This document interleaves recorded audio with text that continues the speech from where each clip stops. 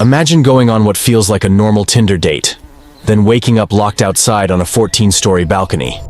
And the last thing you hear is someone screaming, "No, just let me go home." What happened next still haunts so many.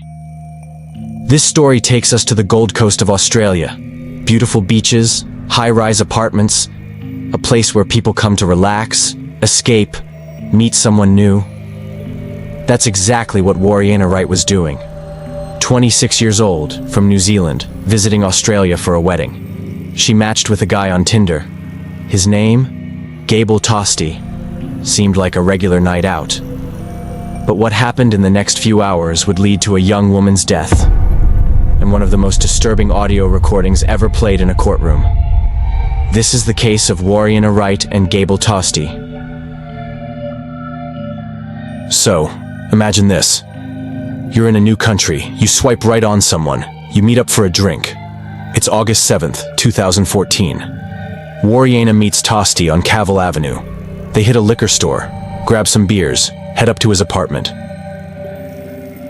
14th floor, beautiful view, but there's something off. You ever get that feeling? Tostee's place had cameras. He also liked to record audio of his dates. Yeah, weird, right? Anyway, they're drinking, laughing, messing around, but something shifts. Later, during the trial, we find out Warriena had a blood alcohol level over 3 times the legal limit. Things get heated. The audio that night? It's chilling. Tostee recorded everything. You hear laughter, flirting, then it flips. Fast. Let's go. It's not about how you need. You're It's not about how. yeah, it is. You're f***ing insane. It's not about how you need. You need to go home. You need to go home. I would, but you've been.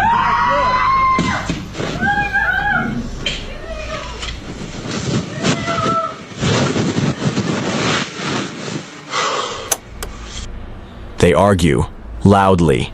You hear a struggle. Some people say it sounds like choking, furniture being moved, and then, suddenly, silence, followed by a horrible sound. Warriena, terrified, tries to escape. She climbs over the balcony, 14 floors up. She falls, dies instantly. She had more than 80 injuries. Now here's the thing. Tostee? He doesn't call for help. He doesn't check on her. He calls his lawyer, leaves the building, gets pizza. Somebody saw me looking over the edge, and she had actually fallen all the way. It would look like, it would not look good. It would look like I had forced her over or something. Of course I was worried about her. I was absolutely terrified at what had just happened to her. Well, whatever had happened out there had happened, and looking over the edge, that it doesn't help anybody. There's no purpose to it. Warriena's family back in New Zealand, they had no idea. Her mom would later say she never wanted to hear the recording, the one that captured her daughter's final moments. But it was played in court, publicly. It went viral. People listened. Over 199 minutes of audio, most of it meaningless. But those last 10 minutes? Haunting. You can hear her scream "no" over 30 times. Imagine that. No! Hmm? No! No! No! Trying to kill me, huh? No! Why are you trying to hit me with that? No! Huh? No! No! No! No! No. Gable Tostee was arrested, charged with murder and manslaughter. The prosecution argued that he intimidated her to the point where she felt the only escape was that balcony. The defense? They said she was drunk, violent, that he used reasonable force to remove her from the apartment. Their argument? He didn't push her. There were no bruises consistent with him pushing her over. There were no fingerprints on the railing. So the jury had to decide. Did he cause her death? Or did she make a tragic decision in a moment of fear? After 4 days of deliberation, Tostee was found. not guilty. You were so deeply concerned, Gable, that from her death scream to the next event, which was you calling your lawyer, was 35 seconds.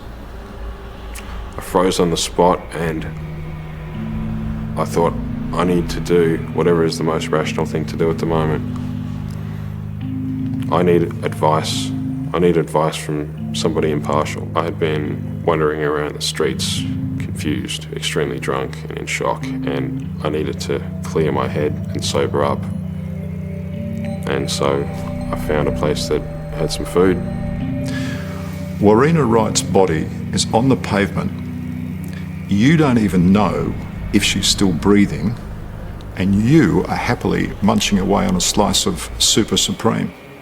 There's nothing happy or casual or indulgent about it. That night, that was the most scared I've ever been. It's the most distraught I've ever been in my entire life. Today, Gable Tostee changed his name to Eric Thomas. He stays off social media, occasionally pops up in news stories, but for the most part, he vanished.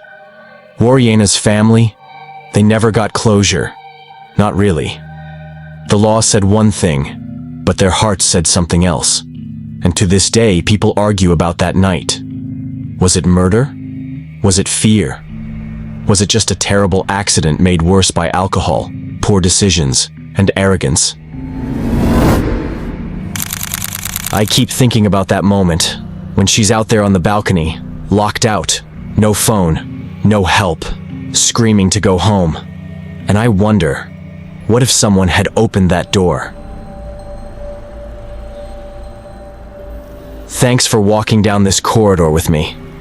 If you felt something tonight, share this story. Not because it's true crime, but because someone's voice should never be forgotten.